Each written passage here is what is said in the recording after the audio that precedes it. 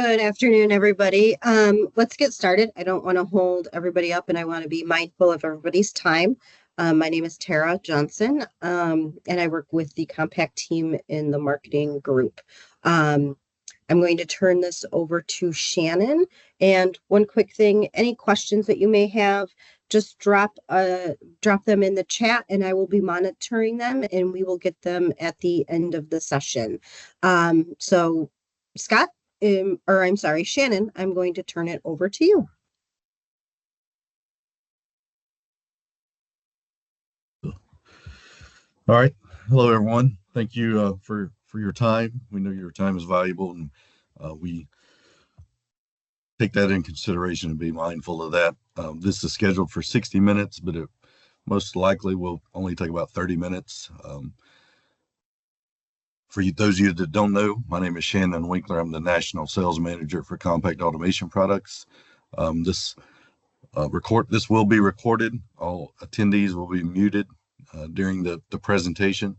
The chat feature will be available, so you can type your questions in there, and we will answer those as they pop up. And we also have a time at the end for questions and answers. It will also be recorded and posted on the B2B portal, so you can review it later or share it with other coworkers. And you may receive a short survey at the end. The overview or the base of this presentation is going to be focusing on our online tools. You guys are aware that we have online configurators for all of our products. We acquired the Clipper Drownline product a couple of years ago and have not had a fully functional online configurator or crossover tool for that product. It's been in development. It's taken longer than we'd hoped, but it is live, and we are going to go over that today. We're going to just go over how the competitive crossover tool works, how the online configurator works, do question and answers, like I said at the end. The main purpose of this is to introduce the product to you or the tools to you, let you know how to use them, learn how to use the crossover and the configurator to get pricing and stuff like that. So these are tools that are available to you as of right now. We think that will be very beneficial to you. Scott Lamb, who came with the Clipper product, is our product manager. He's the one that's going to be doing the presentation. So I'm going to turn that over to Scott at this time. Afternoon, everyone. Let me get us all on the right page here. Can you see my screen? Yes. Okay, good. All right, we're going to go over two things, like Shannon mentioned, the configurator, the new configurator, and the interactive interchange. You guys are probably all very, very familiar with that stuff. It's been around for a while. It has not been anything new. Different formats. Clipper had their unit, and we just didn't. Our computer systems didn't match up. So one of the bummers about that is we couldn't just use what Clipper gave us. So we ended up configuring it. I think it actually wound up even better because for those of you that have messed with configuring on the Compact website and configuring things like the inch line and all that, we managed to use the same exact company. So they managed to use kind of the same format. And to me, that just helps because if you're used to the inch line configurator and the others, I'm just preaching to the choir, but you guys know this, but we'll go over it. We'll go over it just quickly. Like Shannon said, it doesn't take too terribly long to go over these two subjects and get you guys back on the road. Same mounting style. So everything marked in the red asterisk, that has to be selected. And we do give you a little pop-up picture of pretty much everything involved. The Clevis style, which is only the 1.5 inch bore, but then we got front blocks here and there. You can see as I hover over something like a front block, you'll see on the bore size to your right, a bunch of them are shaded out, basically. We're just simply shaded them out because they don't exist in a front block. And when it comes to Clevis, you'll see the 1.5 inch bore is the only one highlighted. And so Same thing with trunnion. There's only a few available sizes and configurations for some of these little oddball options. You'll see you go up to universal mount. The only thing that doesn't have it is the 1.5" bore. So I'm going to pick the universal mount, and now I'm watching this thing build my part number. I'm going to go to a double acting, and you guys are all familiar with some spring biased here. I'm not going to go over all that too terribly much. Just a double acting cylinder with a spring either in the front or in the back. After that, single acting, double acting, reverse acting. So I'm just going to pick on this one I'm building right now, a double acting, and then I'm going to grab something like a 3/4 inch bore. Oops, I missed one. I got to pick the rotating rod as well. Otherwise, I'm not completing the part number. Doesn't have to be in order. And as you go through there, if you miss something, obviously you just type it right on in. So of the red starred units, I've covered most of them with the stroke length that I want. So I'm going to go over here and I'm going to put in a 2. And instantly, now that I've satisfied the requirements of the must-haves, you're going to watch this view details come back to life. Excuse me. So what we're going to do, before we dive into all these options down here, we're going to go ahead and jump into view details. And you're going to see that this thing built kind of what we wanted as a PDF right here on the website. So it's nothing fancy about it. 2-inch stroke. What it's not going to do is build any kind of rod extensions. So you got a 625 rod extension right now. You can get more. That's not a big deal. We'll go to the return real quick. But if you look and you see that I want a little bit of a rod extension, let's say I want a 1-inch rod extension, it's not going to adjust that on this drawing. Now on the 3D drawing, we're going to have set up here before you know it. It will be right here in this section. You can either create a PDF right this minute once you're signed in. I'm not signed in. But it'll be here where you can pick up the 3D drawing itself, and the 3D drawing will include something like a 1-inch rod extension. These are just PDFs, so they're not going to really do it. However, you know, if you put one in there, you're going to have 1.625. It's not rocket science. And it does build it right here in the part number, and it just keeps following you. You see this particular one, even with the rod extension, we give you list price, but we're also touting 5 working days. We ask you for anything above 25 pieces. We ask that you might contact us to give you a more secure delivery date than the 5 working days. 25 pieces is just giving us the confidence that we can get them whittled out for you within a week's time. Brief description here of everything you've selected, along with the rod extension, and so on. Now, I'm going to get rid of the rod extension. We don't need that confusion, but now we've built, we've satisfied. We're going to go ahead and go down here.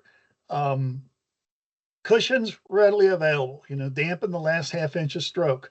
You want cushions on both ends, or you want front or rear cushions, not a big deal. And as we go through this, I'm going to go ahead and start picking some things. So I want cushions. I'm coming over here and I do want a magnet. You can see in this particular case, there's the bumpers is not, I mean, it's blocked out. Well, that's because they're standard on a bore size. So you can't even get them with the, or I'm sorry, rephrase that. It's blocked out because we picked cushions. Now let's change something around here. I went to a front cushion. Now you see that the front cushion does allow this bumper thing to show up, but that's because you're saying, I want a front cushion and I want a bumper in the back. So you're kind of mixing it. So you got an FMB up here in the part numbering system you're starting to build. So I do want a wiper on this one. We did rod extension. I don't need side ported because I picked universal mount. It's already side ported. You see in the photo there. No springs. When it comes to rod threads, you can pick the very top one here for no rod threads whatsoever. But then if you do want to change the rod thread to something standard, we have N1 through 4. You're going to find that not all 4 are being used for all bore sizes. So if I put my cursor over this one, I see on my 3/4 inch bore and 7/8 bore, N1 is going to equal a 1/4 28 thread. If I say that's not the one I want, I need something in metric, I go over to N2 and I look in the chart to my right there, upper right a little bit. I'll see my 3/4 inch bore, my 7/8 bore can get me an M5 by 1.0 thread pitch. Then I'm going to get an N3 in here, which is going to be my 1032 threads, which will be a turn down rod. But then N4, no options for a 3/4 inch bore and an N4. But you see that if I had a 2-inch bore, a 2.5 inch bore, or a 3-inch bore, I could pick a few other, I could pick up an N4 and that would accommodate that. So I'm just going to pick an N2 and it continues to add to my part numbering system. We have the silicone base lube, which is just a Dow 33, rather lithium soap type grease. And then we have the TG, the Teflon grease, the PTFE. The PTFE is just a bit thicker, a lot more difficult to evaporate or flow into your airstream as you're cycling the cylinder. So I'm going to pick the TG. I want a little better grease. And then we do have in-house anodizing. So anything you do with the A option, we're going to be able to do it. We're going to be able to add anodizing to the unit. But what I really want to see here in a second is, I want to see if that changed let's go look at it right now. I'm kind of curious if that changed the delivery at all. No, it's still calling out 5 business days. So since it's in-house, it's not a big deal. And then lastly, we come down here to large rod. That is only applicable on the 1.25 inch bore cylinder. And then seal material, you see we have a nitrile or Buna. And then we have the FKM, which is Viton. Now, one thing it blocked out was the Viton, and that's all because I picked cushions. We do not have Viton cushion seals for any of the bore sizes. Doesn't mean we can't if you have some kind of application. The cushion seals are a little bit specialty, so they can be pricey, especially if it's at low quantity. So if you got an opportunity with some volume, it's going to be very competitive. We will view our details now. Here we built a cylinder with a whole lot of options. You get a price for it. We're still calling out 5 working days. I can still create my PDF and download the PDF. It gives me all of my details, tells us everything we need to know about the cylinder. And what you can do from this point is, if you realize you don't need all these, whatever, I'm going to go back to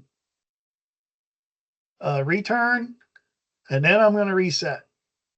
So now I'm going to just build something a little bit bigger. I'm going to go to my stud mount, and then I'm going to do double acting, and I want a big 3-inch bore, and I want a 2-inch stroke.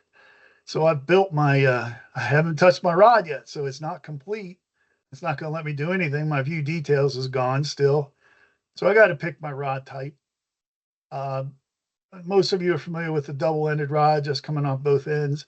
And then the rotating rod is just coming out one end. And the rotating rod, it's not, don't want you to believe that it's going to be rotating at all times. It's just if you have an uneven load on the rod, it stands the chance that it can rotate on you. When it comes to non-rotating, you're going to find it. The non-rotating is limited to spring-loaded cylinders and only a select of the spring-loaded, because we use a hex rod on those and it's only spring retracted, so we don't have to put a seal against it, because we do not have the capability of sealing against a square or a hex rod. Compact does have some egg-shaped, non-rotating rod material that we could possibly use, but they only have what I believe is either 4 or 6 inch length. So it had to be a relatively short stroke. But we could monkey with a non-rotating short stroke of some kind as a custom if you needed to. So we're building this big 3-inch bore, pick the 3-inch bore and the 2-inch stroke. And, you can see here, the cushions are all blocked out. We cannot do the cushions. We can still do wipers and side port, because the, the SDR has the port coming straight out the back. And the picture here doesn't necessarily show the port's location, but it will on the drawing once we figure this out. The heavy springs only available on certain bore sizes. And when we're building something like that, you will see the heavy spring on the certain bore sizes that it's offered with. The chart that shows up here when it's applicable isn't 100%. It's pretty small. So all of these options are explained into much more depth in the catalog. So don't hesitate to grab that catalog from the website. Full pages on all these options and explaining each and every one of them in detail. So try and keep that catalog with you at all times in your computer. And then we can come here, and this is where I said we could see the details on the port coming straight out the back, our port size. And again, here's some rod extension, 1.625 on this guy, and your thread length, and I can create the PDF once I'm logged in. So that's just the meat and potatoes out of this configurator. Relatively simple, cut, dry. It's to me, I've spent 30 years with Clipboard and many, many years with their configurator. It was a good configurator, but I truly feel as if this is a little bit more friendly than the other one I got so used to. With you guys, many of you already well-versed in the compact and the website and all that, should be a piece of cake when it comes to you've done this with one of the other products in the past. So the next thing I'd like to do is show you a little bit more about the Interchange guide. Very simple. And there's numerous different ways for you to get the Interchange guide. I'm just going to jump up here and grab it. We've done X amount of different cylinders in this Interchange guide. I think Shannon and Joe want me to add another 1 or 2, and we'll probably end up doing that at some point. We all know that this interchange thing is relatively important because we all run around and interchanging and grabbing other people's cylinders in competition. But I went to Bimba. I picked an 011D, which instantly created an SDR 081. And so now, it tells me all about the cylinder that I need to consider. The thing you can do at this stage of the game, I know Orchard Park and Brian Plekas is working on making it a one-click deal. And I am logged into the B2B, and I did mess with it a little bit, but I'm still not quite finding the one-click deal. But he's going to have that done real soon to where you won't have to do what I'm about to show you, but it's not that big a deal. So when you're at this particular stage of the game, you can highlight it, cut, and paste into, I didn't want to do that. Let's go here. Come on, let's move.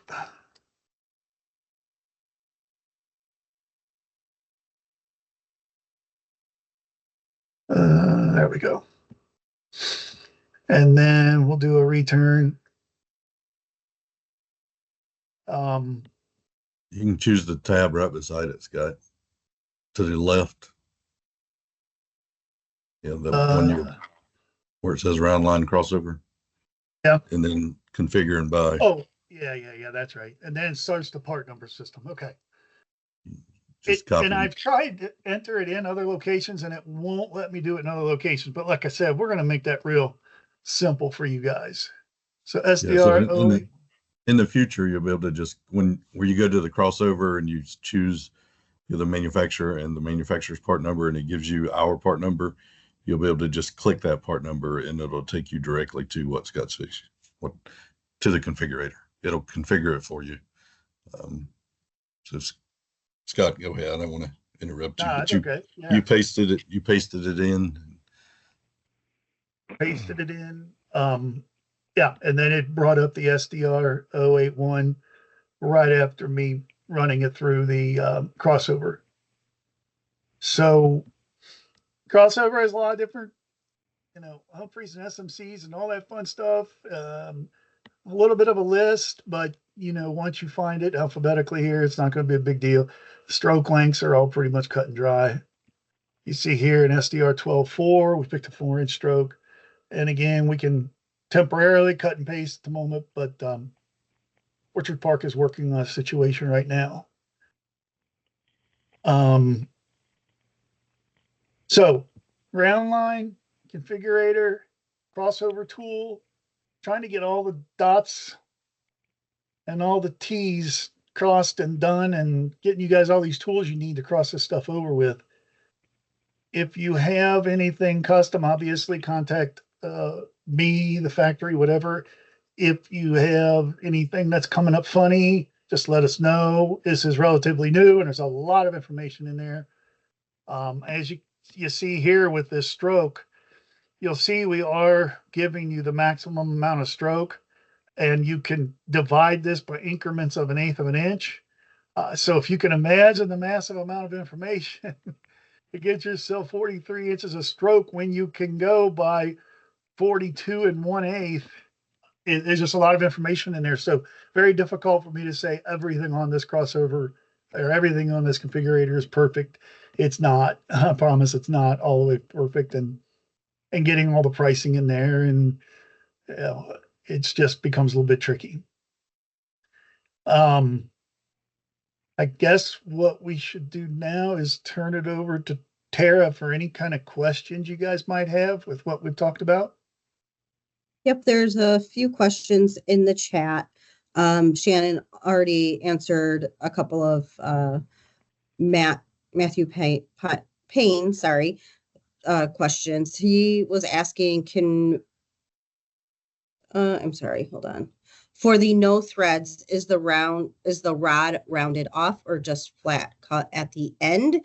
Shannon replied, it is just a bind rod end with a chamfer. So, and then he was asking. That should be a blind rod end. Blind. Okay, I was like, not really sure what that is, but yeah. Okay. I didn't realize I left the L out. Sorry about that. So, and then it just went on to Matt's asking if we can discuss a routed option. Shannon is going to look into that. And then, do you have a drawing for a chamfered option as well? And we do. So if that's something you're looking for, you can reach out to your RSM and they will be able to provide that for you. What is the only bore size available with the block flange? I think there were 3 bore sizes, Scott. You can show that. You can go in the configurator and just clear everything out and choose block. I think there's like 6 bore sizes available. Yep. So it's 5/16, half, 5/8, 3/4, 1 1/8, and 1 1/2. Yep. Okay. And then Jim Murphy, or actually, yep, Scott Murphy here. Would you ever consider offering a Bimba MSR series drop in and be competitive, 25 to 50 pieces per year of 2 sizes? Yeah, Jim, I would say just reach out to Joe, get a hold of Joe, and he can help you with that. Yeah, I don't know if we would do it, only because I don't know that anybody else cares enough to try to cross over that MRS line that Charlie created many, many years ago to keep people from crossing. Maybe. And then Wade Wright is asking, you're offering an interchange, but does it interchange with exact dimensions to Bimba? So Wade, to answer, and Scott, you can jump in too, but for the most part, is an exact interchange. The rod extension may be 1/8 inch different or 1/16 of an inch different. Overall length could vary very slightly, but for the most part, form, fit, and function is interchangeable with most manufacturers. Scott, I don't know if you want to clarify I, anything. I completely agree. I think if you, in most cases, when it comes to rod clevises and all that stuff, you can absorb that 1/8 of an inch. In most cases, this 562 is more than enough thread to get you where you need to be within 125 thousandths. If you get a customer that says it's extremely critical, give us a call. We will help you cross it over to exactly the same cylinder. It's usually just a rod extension, a rod reduction. Maybe we have to give you a little more stroke to equal a perfect overall length or something. Just ask. Yeah, we can do rod extensions and rod reductions as standard. So it would still be a standard, even if we had to adjust the rod length or threads a little bit. Okay, the next question is, do you have a low temp seal option? On paper, the standard Buna seals go to a -40. I don't know that I would ever take it to the extreme. I certainly know, Buna says 250 on the high end. I'd never go above 200 on a Buna seal, but a -40 might still be pushing it. But I would probably go to a -30. You definitely don't want to do it with Viton. It's only worse on the low end. So an official labeled low temp seal for round line, we don't have it on the shelf, but it's not something we can't do if you truly want. And it's just going to boil down to a different compound, whether it's Viton Extreme or some other silicone or what have you that handles the sub low temperatures. But what I do want to say about that is if you get that customer asking you first of all sell them the absolute best dryer you sell, because if they crystallize any moisture in that air, I don't care what kind of seal's in there, it's going to destroy it. Those ice crystals will just destroy the seals no matter what they are. So make sure their air is super, super, super dry. Okay, the next question is, if you don't have a B2B login setup, do we just apply online or do we talk to someone in the company? Actually, you can reach out to me, Steve, or Brian Plekis, or one of your RSMs or your RSM, and we can get you your login information. Most likely you probably already have one or your company does. And if not, we'll get you set up. And I will drop my email address, or you should have it from the invite in the chat here, and you can email me. The B2B logins are company. So they're for each distributor has their own login, and it's shared for all employees of that distributor. It's not individually specific. So one of the marketing contacts like Tara or Brian can help you with that, or your regional, as she stated. Tara, one question we missed was, does Bimba does a small bore double hollow rod? I think Clippard used to do some hollow rods. We don't have that as a standard, but we willing to look at that as a custom, Jim.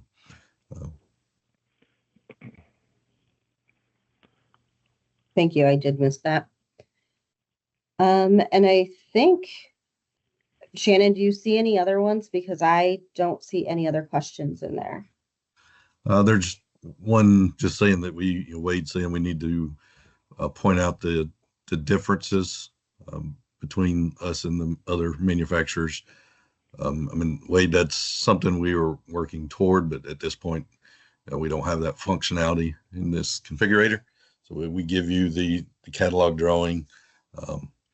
Unfortunately, it's going to be dependent upon the distributor or the customer to verify that our catalog drawing matches what you need or is going to work in your application.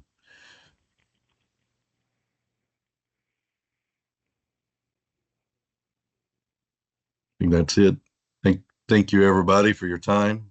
Yep. Hopefully this tool, you will see it as a valuable tool and use it going forward.